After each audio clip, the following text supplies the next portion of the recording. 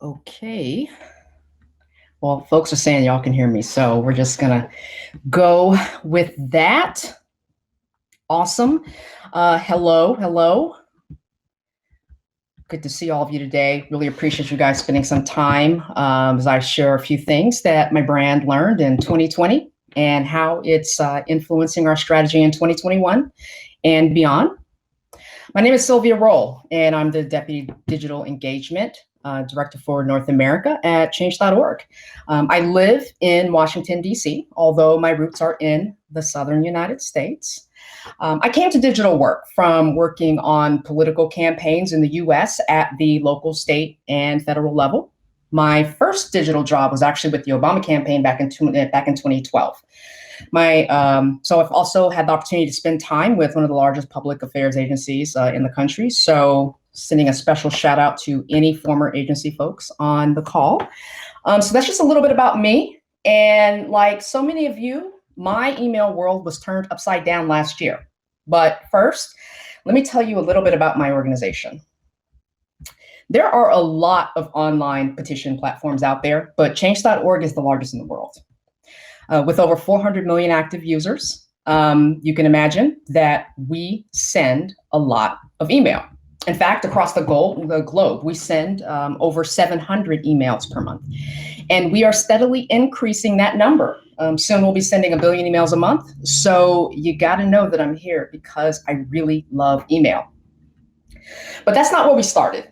Change.org actually started as a blog that became a host to lots of people wanting to write about the issues they care about and get support from others.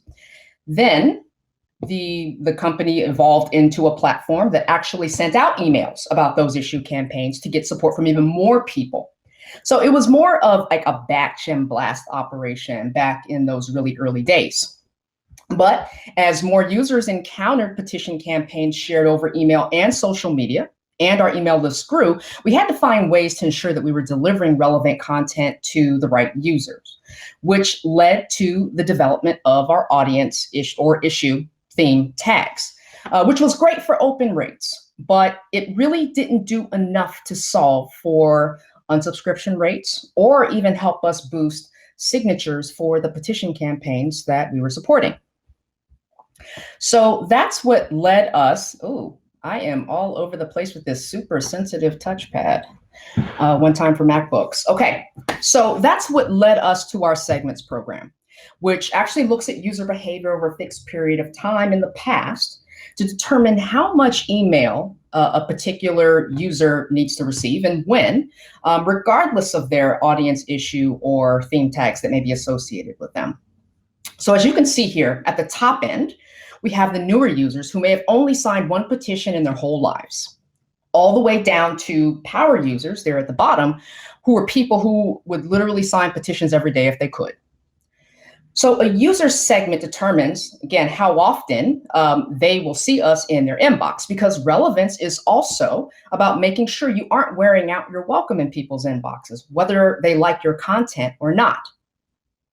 So to be frank, I mean, our segments program is not perfect, but it has helped us stay out of the spam house jail for years.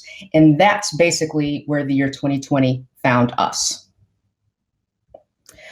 So years from now, we'll look back at 2020 as an inflection point for online activism, both for advocacy and political campaigns. So in the US and Canada, more users than ever came to the platform to take action, and they would basically change our email program forever.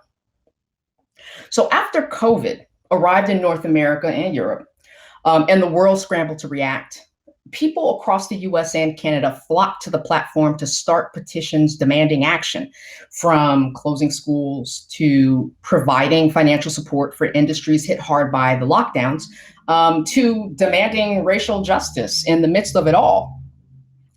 So for us, we learned that a petition platform is actually an ideal tool during a public health crisis because it serves as a focal point for building power while keeping individuals at a safe physical distance from one another. So here are some examples, specific examples of how people turn to the platform, especially in the first half of 2020. So at the very bottom here is one of the biggest petitions to come out of Canada. It was asking for schools to be closed for the rest of the year in response to the COVID crisis in Quebec. Another is a wildly popular petition that was actually started by a small business owner in the US state of Colorado. Her plea for emergency money led to legislation being introduced by the former California Senator, now Vice President Kamala Harris. And as you can see from this recent headline, the campaign continues to resonate as the US climbs out of the economic fallout of the COVID crisis. But this one, this is the petition that will go on to become the largest online petition campaign of all time. It was the Justice for George Floyd campaign. 19+ million signatures. The campaign recently recorded a partial victory with the successful conviction of the police officer who murdered him on camera. So this right here was the year in a nutshell. You'll see 3 huge spikes in petition creation, signature growth, and new users. This first one was in response to the tragic death of NBA star Kobe Bryant. The second, COVID, all COVID. And this was from the racial justice campaigns of last summer. So by the end of the year, we had millions of new users on our list who showed up so quickly that we didn't have a plan for them beyond engaging them around the main issue that brought them to the platform in the first place. But that wasn't the only challenge. In Canada, we saw the province of Quebec emerge to assert itself as an online force. The COVID crisis saw French language petition signatures and list growth triple. So this spike was powered by our users in Quebec. So not only were we dealing with lots of new users on our US list, now we found ourselves needing to get serious about engaging all these new French-speaking users in ways that we hadn't before, which honestly is itself a bit of a touchy cultural fault line between the two Canadas. So we get to 2021. We entered this year with users in North America still floating on the energy of civic engagement from 2020. In the US, the elections were over, but the desire of people all across the country to stay active and involved in their communities persisted regardless of COVID.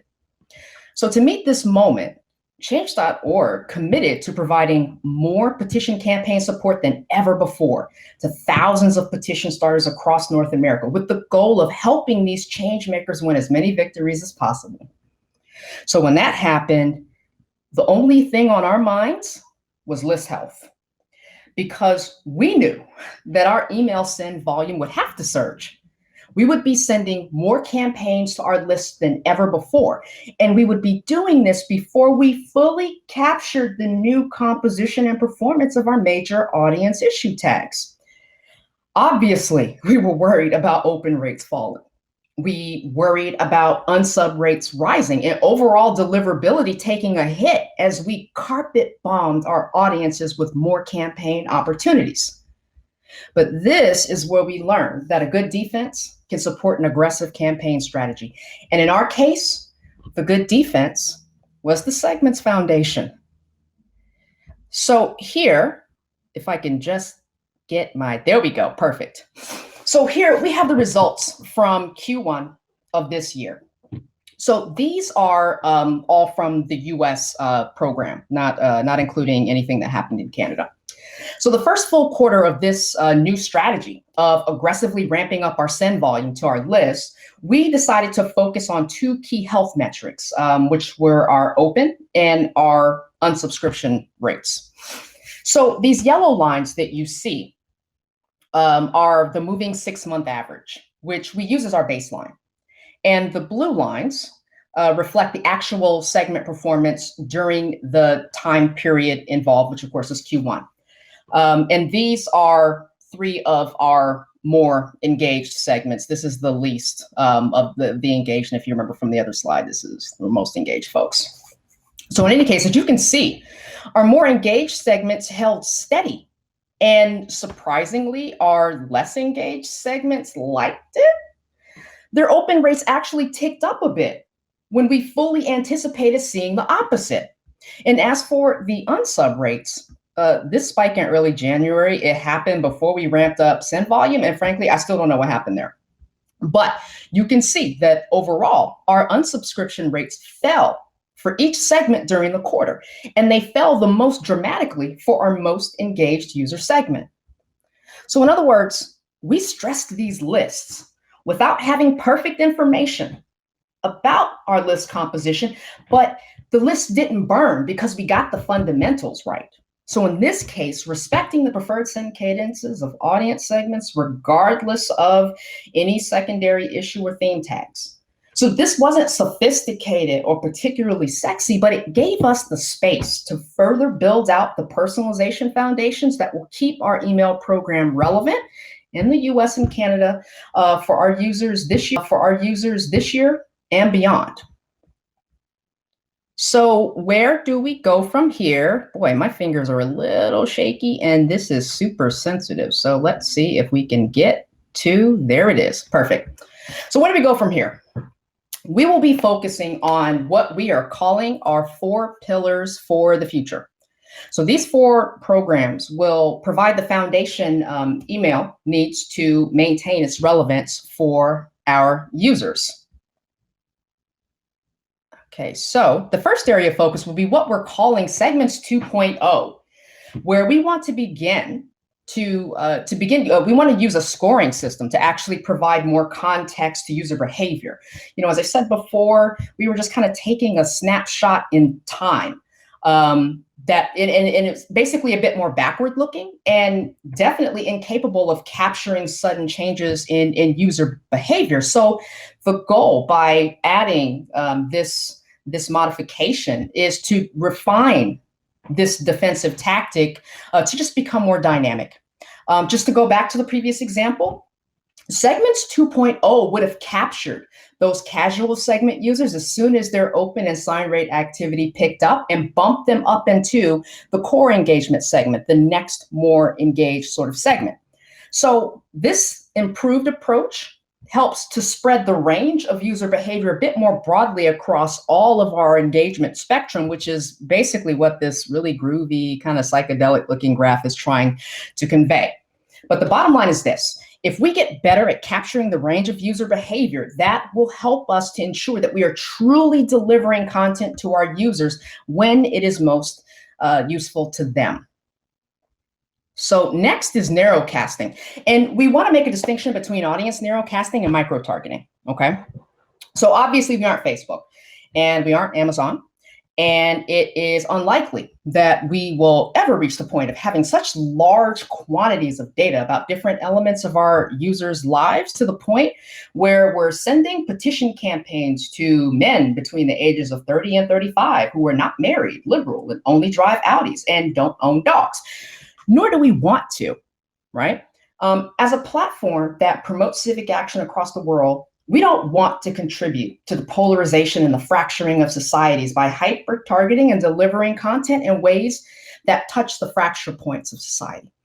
In fact, we want to find ways for people of different backgrounds and identities to connect around the values they share. So the way we think of narrowcasting is this: we're taking our big, clunky audience theme tags and we're breaking them into smaller subtags that are more relevant to the lived realities and interests of the audiences we have. So let's just take entertainment for an example. We have over 3.5 million users in the US in the entertainment audience. But on any given day, that audience can receive content about movies or television shows, sports, live events like rodeos, literally anything in that range of anything that we can consider entertainment. But because it has everything, the tag really tells you nothing about what those users truly care about until we start seeing those users slip down the segments ladder. But if we were to break out, say, sports from that entertainment tag and then break out different sports leagues, well, now we're hitting a more narrow audience with content that is more relevant, but not necessarily more identitarian, okay? And this isn't to say that there aren't real demographic differences between audiences that particular sports leagues attract in the US. For example, NBA basketball has the most multicultural fan base in the US, while Major League Soccer has the most gender balance between fans. What these narrowcast tags really help us do is focus on what people like, regardless of who they are. So we're looking at this kind of narrowcasting as a prime opportunity to not only boost engagement and petition signature counts, but also as a way to bring people together on issues based on shared values and interests, rather than the things that so easily divide. Next, more automation, especially with regard to user journals. This is going to become vital as our send volume increases over time. We have to have systems to ensure that we don't miss key engagement moments in an individual's user journey. So this automation will be used to drop in more impact stories and personalized campaign updates on petitions a user has supported. And because we'd like to turn many of these highly engaged users into members in our membership program, we want to also make sure that we're delivering those opportunities at a time that makes sense for those particular users. Finally, machine learning is going to play a greater role in collecting, synthesizing, contextualizing, and categorizing platform content and user data. All of this, quickly capturing changes in user behavior, categorizing audiences in ways that cross cultural divides, and doing more of this with more consistency, all of this will get us closer to our primary goal of improving our targeting. And of course, making sure that the right content gets to the right user at the right time to drive the right action. So our team is really excited about this next chapter for our email program. If nothing else, 2020 and its cascading crises created extraordinary opportunity for so many organizations, so many brands, especially ours. But in that extraordinary opportunity, it brought a lot of risk. In this case, we learned that deliverability can be about defense as much as it is about offense. And because we stayed grounded in the fundamentals of our list segmentation scheme, our access to our users' inboxes remained intact, even as we shifted strategy to take advantage of the civic zeitgeist. So all of this really served to remind us that lists are living, breathing things. They shift and they change. And unless we stay committed to the process of using the best tactics and tools to help us learn and relearn these audiences won't allow us into their inboxes anymore. So let's commit to sticking to that process. Thank you all. That is all for me today. It's been a real privilege to share this space with all of you. And I look forward to meeting some of you in the breakout sessions later on. Hey, Sylvia, can you hear me? I can. Awesome. Awesome. You know, that first off, thank you very much. That was a brilliant presentation, generated a lot of chat. I think the whole concept of narrowcasting versus micro-targeting is going to be one we're all going to be talking about for a long time. The other thing I loved about your presentation was that, you know, you stuck to your plan. You know, things happen and we all experience it. You never know what's going to cause a huge spike in subscriptions or big change in whatever. But you guys just followed your strategy, followed your plan, executed on it, and made sure that everything kept running fine when it could have been so easy to chop and change and, you know, overreact. And I think that's such a great story. So I thank you for that. Now, hopefully, John, you're listening. I'm going to need you to end this session here in a second, mate. I'll tell you when, because again, I'm having some technical gremlins on my end. I know y'all can't see me. I went and got a cup of coffee during the networking break, and now I'm kind of wishing it had been something a little bit stronger based on all the tech issues that we've been having. So, John,